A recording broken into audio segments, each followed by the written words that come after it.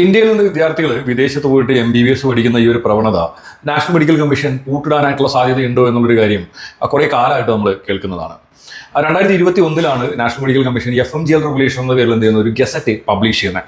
So 2021 FMGL regulation gazette വന്നതിന് ശേഷം national medical കമ്മീഷന്റെ സൈഡിൽ നിന്ന് ഓരോ വർഷവും പല തരത്തിലുള്ള അലർട്ട് നോട്ടുകൾ വരികയും ചെയ്യുന്നുണ്ട്. വളരെ റീസെന്റ് ആയിട്ട് 2026 ഏപ്രിൽ മാസം 1-ാം തീയതി എന്ത് ചെയ്തിട്ടുണ്ട്, നാഷണൽ മെഡിക്കൽ കമ്മീഷൻ വളരെ അപ്ഡേറ്റഡ് ആയിട്ടുള്ള ഒരു അലർട്ട് നോട്ട് കൂടെ പുറപ്പെടുവിച്ചു. ഇന്ന് ഇന്ത്യയിൽ നിന്ന് ഏറ്റവും കൂടുതൽ വിദ്യാർത്ഥികൾ MBBS പഠിക്കാനായിട്ട് ചൂസ് ചെയ്യുന്ന രാജ്യങ്ങളിലെ ഇന്ത്യൻ എംബസികളും അവിടെ പോയിട്ട് MBBS പഠിക്കാനായിട്ട് ആഗ്രഹിക്കുന്ന വിദ്യാർത്ഥികൾക്ക് വേണ്ടിയിട്ട് പല തരത്തിലുള്ള ഇൻഫർമേഷൻസും എന്ത് ചെയ്യുന്നുണ്ട്, പ്രൊവൈഡ് ചെയ്യുകയും ചെയ്യുന്നുണ്ട്. സോ ഇന്ത്യയിൽ നിന്ന് ചെറുതല്ലാത്ത വിദ്യാർത്ഥികൾ വിദേശത്ത് പോയിട്ട് ഓരോ വർഷവും MBBS പഠിക്കുന്നുണ്ട്. ഏകദേശം 25,000-ഓളം വിദ്യാർത്ഥികളാണ് ഇന്ത്യയിൽ നിന്ന് മിനിമം ഓരോ വർഷവും MBBS പഠിക്കാനായിട്ട് പുറത്തു പോകുന്നത്. അപ്പോൾ ഈ പറയുന്ന ഒരു 25,000 സ്റ്റുഡൻസിൽ ആരൊക്കെയാണ് സേഫ് ആയിട്ടുള്ള ഡെസ്റ്റിനേഷൻസ് ചൂസ് ചെയ്യുന്നത്, അല്ലെങ്കിൽ അവിടെ പോയി പഠിച്ചതിന് ശേഷം ഇതിൽ എത്ര പേർക്ക് ഇന്ത്യയിൽ വന്നിട്ട് ഇവിടുത്തെ എക്സാമിനേഷൻ കൊടുക്കാനായിട്ട് സാധിക്കും? അപ്പോൾ ഈ പറയുന്ന വിദ്യാർത്ഥികൾക്ക് വേണ്ടി നാഷണൽ മെഡിക്കൽ കമ്മീഷൻ പബ്ലിഷ് ചെയ്തിരിക്കുന്ന കണ്ടീഷൻസ് എന്തൊക്കെയാണ്, അല്ലെങ്കിൽ ഈ വിദ്യാർത്ഥികൾ പുറത്തു പോയി MBBS പഠിച്ചതിന് ശേഷം തിരിച്ച് ഇന്ത്യയിൽ വന്നിട്ട് ഇവിടുത്തെ പരീക്ഷ എഴുതാനായിട്ട് സാധിക്കുമോ, ഇവരുടെ ഡിഗ്രി വാലിഡ് ആണോ എന്നത് വളരെ ക്യൂരിയസ് ആയിട്ട് പല കാലഘട്ടങ്ങളിലായിട്ട് നമ്മൾ കേൾക്കുന്ന ക്വസ്റ്റ്യൻസ് ആണ്. So anyhow national medical commission 2021 FMGL regulation എന്ന പേരിൽ വിദേശത്ത് പോയിട്ട് MBBS പഠിക്കുന്ന വിദ്യാർത്ഥികൾക്ക് വേണ്ടി ഒരു ഗസറ്റ് പബ്ലിഷ് ചെയ്യുകയുണ്ടായി. ഈ ഗസറ്റിൽ വളരെ ഇമ്പോർട്ടൻ്റ് ആയിട്ടുള്ള കാര്യങ്ങളാണ് പറഞ്ഞിരിക്കുന്നത്. അതായത് നമ്മൾ ഒരു യൂണിവേഴ്സിറ്റി ചൂസ് ചെയ്യുന്ന സമയത്ത് ആ ഒരു യൂണിവേഴ്സിറ്റിയിലെ കോഴ്സ് അല്ലെങ്കിൽ കരിക്കുലം എന്ന് പറയുന്നത് നമ്മുടെ ഇന്ത്യൻ സ്റ്റാൻഡേർഡ്സുമായിട്ട് ചേർന്ന് പോകുന്നതായിരിക്കണമെന്നതാണ് മേജറായിട്ട് പറഞ്ഞിരിക്കുന്ന ഒരു കാര്യം എന്ന് പറഞ്ഞു കഴിഞ്ഞാൽ. അതായത് നമുക്ക് ഇന്ത്യയിൽ കോഴ്സിൻ്റെ ഡ്യൂറേഷൻ വരുന്ന 54 months ആണ്. അപ്പോൾ അതുപോലെ തന്നെ നമ്മൾ വിദേശത്ത് പോകുന്ന സമയത്തും നമ്മുടെ കോഴ്സിൻ്റെ ഡ്യൂറേഷൻ 54 മാസം ഉണ്ടാകണം എന്ന് പറയുന്നുണ്ട്. അത് കഴിഞ്ഞിട്ട് പറയുന്നതെന്ന് പറഞ്ഞാൽ ഇന്ത്യയിലെ കോഴ്സ് നമ്മൾ ഇംഗ്ലീഷിലാണ് പഠിക്കുന്നത്. അതുകൊണ്ട് തന്നെ നമ്മൾ വിദേശത്ത് പോയി പഠിക്കുന്ന സമയത്തും കോഴ്സ് ഇംഗ്ലീഷിൽ തന്നെ ആയിരിക്കണമെന്ന് പറയുന്നുണ്ട്. ഇന്ത്യയിൽ നമ്മൾ ക്ലിനിക്കലും നോൺ ക്ലിനിക്കലുമായിട്ടുള്ള 19 സബ്ജക്റ്റുകൾ പഠിക്കുന്നുണ്ട്. അപ്പം മിനിമം ആ സബ്ജക്റ്റുകൾ നമ്മൾ എന്ത് ചെയ്യണം, നമ്മൾ വിദേശത്തുള്ള യൂണിവേഴ്സിറ്റികളിൽ നിന്ന് പഠിച്ചിട്ടുണ്ടാവണം എന്നുള്ളൊരു കാര്യം പറയുന്നുണ്ട്. അതുകൂടാണ്ട് ഇന്ത്യയിൽ നമ്മൾ ഏത് യൂണിവേഴ്സിറ്റിയിൽ അല്ലെങ്കിൽ ഏത് കോളേജിലാണ് പഠിക്കുന്നത് അതേ കോളേജിൽ തന്നെ എന്ത് ചെയ്യുന്നുണ്ട്, നമ്മൾ ഇന്റേൺഷിപ്പും ചെയ്യുന്നുണ്ട്. ശരിയല്ലേ? സോ സെയിം ലൈക്സ് നമ്മൾ വിദേശത്ത് പോയി പഠിക്കുന്ന സമയത്ത് നമ്മൾ ഏത് യൂണിവേഴ്സിറ്റി അല്ലെങ്കിൽ ഏത് കോളേജിലാണ് പഠിക്കുന്നത് ആ സെയിം കോളേജിൽ നിന്ന് തന്നെ എന്ത് ചെയ്തിട്ടുണ്ടായിരിക്കണം, നമ്മൾ ഇന്റേൺഷിപ്പ് ചെയ്തിട്ടുണ്ടാവണം എന്ന് പറയുന്നുണ്ട്. ഇന്ന് വിദേശത്തുള്ള പല യൂണിവേഴ്സിറ്റികൾക്കും സ്വന്തമായി അവർക്ക് ഹോസ്പിറ്റലോ കാര്യങ്ങളോ ഒന്നുമില്ല. നമ്മുടെ ബാംഗ്ലൂരൊക്കെ ഉള്ളതുപോലെ പല നഴ്സിംഗ് കോളേജുകളെയൊക്കെ പോലെയുള്ള കോളേജുകൾ വിദേശത്ത് അവൈലബിൾ ആണ്. അതായത് എന്ത് ചെയ്യുന്നുണ്ട്, എവിടെയെങ്കിലും ഇരുത്തി പഠിപ്പിക്കുന്നുണ്ട്, അല്ലെങ്കിൽ അതിനുശേഷം എവിടെയെങ്കിലും കൊണ്ടുപോയിട്ട് എന്ത് ചെയ്യുന്നുണ്ട്, അവർക്ക് ക്ലിനിക്കൽസ് കൊടുക്കുന്ന രീതിയിലൊക്കെയുള്ള കോളേജുകൾ അവൈലബിൾ ആണ്. അപ്പോൾ അത്തരത്തിലുള്ള യൂണിവേഴ്സിറ്റികളിലൊന്നും പോയി ഇനി പഠിക്കാനായിട്ട് പറ്റില്ല എന്നാണ് എന്ത് ചെയ്തേക്കുന്നത്, നാഷണൽ മെഡിക്കൽ കമ്മീഷൻ പറഞ്ഞേക്കുന്നത്.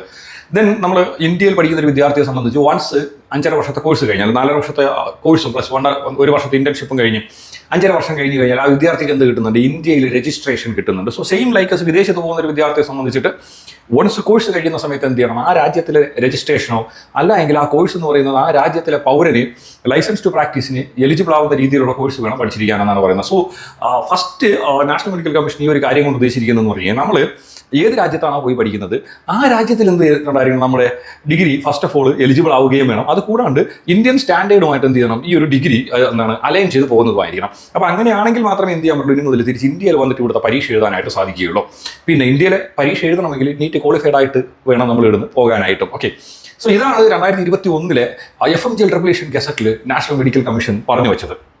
ദെൻ ഓരോ വർഷവും നാഷണൽ മെഡിക്കൽ കമ്മീഷന്റെ സൈഡിൽ നിന്ന് വളരെ ഇമ്പോർട്ടൻ്റ് ആയിട്ടുള്ള അലർട്ട് നോട്ടുകൾ പുറപ്പെടുവിക്കാറുണ്ട്. ചില വർഷങ്ങളിൽ 1-2 അലർട്ട് നോട്ടുകൾ എന്ത് ചെയ്യുന്നുണ്ട്, FMGL റെഗുലേഷനുമായി ബന്ധപ്പെട്ടൊക്കെ നാഷണൽ മെഡിക്കൽ കമ്മീഷൻ പുറപ്പെടുവിക്കുന്നുണ്ട്. അപ്പോൾ 2021 ശേഷം പല കോളേജുകളെ കരിമ്പട്ടികയിൽപ്പെടുത്തുകയും പല കോളേജുകളിലും പഠിച്ചു കഴിഞ്ഞാൽ നമുക്ക് തിരിച്ച് ഇന്ത്യയിൽ വന്നിട്ട് ഇവിടെ പ്രാക്ടീസിങ് പോസിബിൾ അല്ല എന്നും അവിടെ എന്ത് ചെയ്യുന്നില്ല, നാഷണൽ മെഡിക്കൽ കമ്മീഷൻ പറയുന്ന മാനദണ്ഡങ്ങളൊന്നും പ്രോപ്പർലി പാലിക്കുന്നില്ല എന്നൊക്കെ പറഞ്ഞുകൊണ്ടിട്ടുള്ള എന്ത് ചെയ്യുന്നുണ്ട്, പല തരത്തിലുള്ള നോട്ടിഫിക്കേഷൻസും NMCന്റെ സൈഡിൽ നിന്ന് വന്നിട്ടുണ്ട്. ഇപ്പോൾ ഏറ്റവും റീസെന്റ് ആയിട്ട്, അതായത് 2026 ഏപ്രിൽ മാസം 1-ാം തീയതി നാഷണൽ മെഡിക്കൽ കമ്മീഷൻ പബ്ലിഷ് ചെയ്തിരിക്കുന്ന ഒരു അലർട്ട് നോട്ടിൽ പറഞ്ഞിരിക്കുന്നത് എന്ന് പറഞ്ഞു കഴിഞ്ഞാൽ ഉസ്ബെക്കിസ്ഥാനിലുള്ള Tashkent state medical university, Samarkand state medical university, Bukhara medical institute, ഈ ഒരു 3 കോളേജുകളെ സംബന്ധിച്ചിട്ട് ഇവർ നാഷണൽ മെഡിക്കൽ കമ്മീഷൻ പറയുന്ന കണ്ടീഷൻസ് ഒന്നും മീറ്റ് ചെയ്യുന്നില്ല എന്നാണ് എന്ത് ചെയ്തേക്കുന്നത്, നാഷണൽ മെഡിക്കൽ കമ്മീഷൻ തന്നെ ഒരു അലർട്ട് നോട്ടിൽ പറഞ്ഞിരിക്കുന്നത്. സോ ഇതിൽ പറഞ്ഞ മേജർ ആയിട്ടുള്ള ഒരു കാര്യം എന്ന് പറഞ്ഞു കഴിഞ്ഞാൽ ഇവരുടെ കപ്പാസിറ്റിയേക്കാൾ കൂടുതൽ എന്ത് ചെയ്യുന്നുണ്ട്, സ്റ്റുഡൻസിനെ അഡ്മിറ്റ് ചെയ്യുന്നുണ്ട്. അതുകൊണ്ട് തന്നെ ഇന്ത്യൻ വിദ്യാർത്ഥികളുടെ സൈഡിൽ നിന്ന് വളരെ വലിയ തരത്തിലുള്ള എന്ത് ചെയ്യുന്നുണ്ട്, കംപ്ലൈന്റുകൾ ലഭിക്കുകയും വിദ്യാർത്ഥികൾ പ്രോപ്പറായിട്ടുള്ള ക്ലിനിക്കൽ എക്സ്പോഷർ ബാക്കിയുള്ള കാര്യങ്ങളൊന്നും കിട്ടുന്നില്ല എന്ന് കംപ്ലൈന്റ് ഒക്കെ ലഭിക്കുന്നുണ്ട്. അപ്പോൾ ഇത്തരത്തിലുള്ള കോളേജുകളിൽ പോയി പഠിക്കുന്ന വിദ്യാർത്ഥികൾ എന്ത് ചെയ്യണം, ഒന്ന് ശ്രദ്ധിച്ചിട്ട് വേണം പോകാനെന്നാണ് എന്ത് ചെയ്തിരിക്കുന്നത് നാഷണൽ മെഡിക്കൽ കമ്മീഷൻ്റെ സൈഡിൽ നിന്ന് ഒരു നോട്ടിഫിക്കേഷനായിട്ട് തന്നെ വന്നിട്ടുള്ളത്. സോ അപ്പോൾ ഓരോ കാലഘട്ടത്തിലും എന്ത് ചെയ്യുന്നുണ്ട്, നാഷണൽ മെഡിക്കൽ കമ്മീഷൻ പലതരത്തിലുള്ള അലർട്ട് നോട്ടുകൾ വിദ്യാർത്ഥികൾക്ക് വേണ്ടി കൊടുക്കുന്നുണ്ട്. സോ അപ്പോൾ നമ്മൾ ഫസ്റ്റ് ഓഫ് ഓൾ വേണ്ടതെന്ന് പറഞ്ഞു കഴിഞ്ഞാൽ നാഷണൽ മെഡിക്കൽ കമ്മീഷൻ്റെ FMGL റെഗുലേഷനിൽ പറയുന്ന കാര്യങ്ങൾ പ്രോപ്പർലി മീറ്റ് ചെയ്യുന്ന യൂണിവേഴ്സിറ്റികൾ ചൂസ് ചെയ്യുക. പിന്നെ അത് കൂടാണ്ട് പിന്നെ നോക്കേണ്ടതെന്ന് പറഞ്ഞു കഴിഞ്ഞാൽ നാഷണൽ മെഡിക്കൽ കമ്മീഷൻ്റെ നോട്ടിഫിക്കേഷൻസിലൊക്കെ പോയതിന് ശേഷം എന്തെങ്കിലും തരത്തിലുള്ള അലർട്ട് നോട്ടുകളൊക്കെ പറഞ്ഞിട്ടുള്ള യൂണിവേഴ്സിറ്റികളൊക്കെ ആണോ എന്നുള്ള കാര്യം പ്രോപ്പർലി ചെക്ക് ചെയ്തതിന് ശേഷം മാത്രം യൂണിവേഴ്സിറ്റികൾ ചൂസ് ചെയ്തില്ലെങ്കിൽ ഞാൻ നേരത്തെ പറഞ്ഞതുപോലെ എന്ത് ചെയ്യും, നമ്മുടെ ഡിഗ്രിക്ക് പൂട്ട് വീഴും. എന്തായാലും MBBS അബ്രോഡിനെ പൂട്ടിടാനായിട്ടുള്ള സാധ്യതയൊന്നുമില്ല. കാര്യം എന്താണ്, ഇന്ത്യയിലെ ഏകദേശം ഏറ്റവും മാനേജ്മെന്റ് സൈഡിലൊക്കെ ഫീസ് കുറവുള്ള സ്റ്റേറ്റ് ആയിട്ടുള്ള കേരളത്തിൽ തന്നെ ഒരു വർഷം 8 ലക്ഷം രൂപ വെച്ച് ഫീസ് ഉണ്ട്. ഏകദേശം 40 ലക്ഷം മുതൽ ഏകദേശം 1,75,1,80,00,000 ടോട്ടൽ ഫീസ് മേടിക്കുന്ന കോളേജുകൾ ആണ് ഇന്ത്യയിലുള്ളത്. അപ്പോൾ ആ ഒരു സാഹചര്യത്തിൽ എന്താണ്, വളരെ കുറഞ്ഞ ചിലവിൽ മികച്ച യൂണിവേഴ്സിറ്റികളിൽ പോയി MBBS പഠിക്കാനായിട്ടുള്ള ഒരു ഓപ്ഷൻ എന്ന് പറഞ്ഞാൽ MBBS അബ്രോഡ് മാത്രമാണുള്ളത് അല്ലേ. സോ അങ്ങനെയുള്ള വിദ്യാർത്ഥികൾ കോളേജുകൾ ചൂസ് ചെയ്യുന്ന സമയത്ത് ഞാൻ ഈ പറഞ്ഞ കണ്ടീഷൻസ് മാത്രം പ്രോപ്പറായിട്ട് നോക്കിയതിന് ശേഷം മാത്രം യൂണിവേഴ്സിറ്റികൾ ചൂസ് ചെയ്യാൻ. ഇല്ലെങ്കിൽ നമ്മൾ തിരിച്ചു വന്നതിന് ശേഷം ഈടെ നമുക്ക് രജിസ്ട്രേഷൻസോ ബാക്കിയുള്ള കാര്യങ്ങളൊന്നും തന്നെ പോസിബിൾ ആവാനായിട്ടുള്ള ചാൻസേ ഇല്ല എന്ന് നാഷണൽ മെഡിക്കൽ കമ്മീഷൻ തന്നെ എന്ത് ചെയ്തിട്ടുണ്ട്, വളരെ വ്യക്തമായി തന്നെ അവരുടെ പലതരത്തിലുള്ള അലർട്ട് നോട്ടുകളിലൂടെയും നാഷണൽ മെഡിക്കൽ കമ്മീഷൻ്റെ FMGL റെഗുലേഷനിലൂടെയൊക്കെ പറയുന്നുണ്ട്. സോ വിദേശത്ത് നല്ല മെഡിക്കൽ യൂണിവേഴ്സിറ്റികൾ ചൂസ് ചെയ്യാനായി ഓരോ മെഡിക്കൽ യൂണിവേഴ്സിറ്റികൾ ചൂസ് ചെയ്യുന്ന സമയത്ത് നമ്മൾ എന്തൊക്കെ മാനദണ്ഡങ്ങൾ അറിഞ്ഞിരിക്കണമെന്നും എന്തൊക്കെ കാര്യങ്ങൾ നോക്കിയിട്ട് വേണം ഓരോ യൂണിവേഴ്സിറ്റികൾ ചൂസ് ചെയ്യുന്നതെന്നുള്ളതിനെ കുറിച്ചൊക്കെ നിങ്ങൾക്ക് ഡീറ്റെയിൽ ആയിട്ട് അറിയുന്നതിന് വേണ്ടിയിട്ട് എന്ത് ചെയ്യാം, ഞാൻ സ്ക്രീനിൽ എൻ്റെ നമ്പറുണ്ട്, നിങ്ങൾക്ക് എന്നെ കോൺടാക്ട് ചെയ്യാവുന്നതാണ്.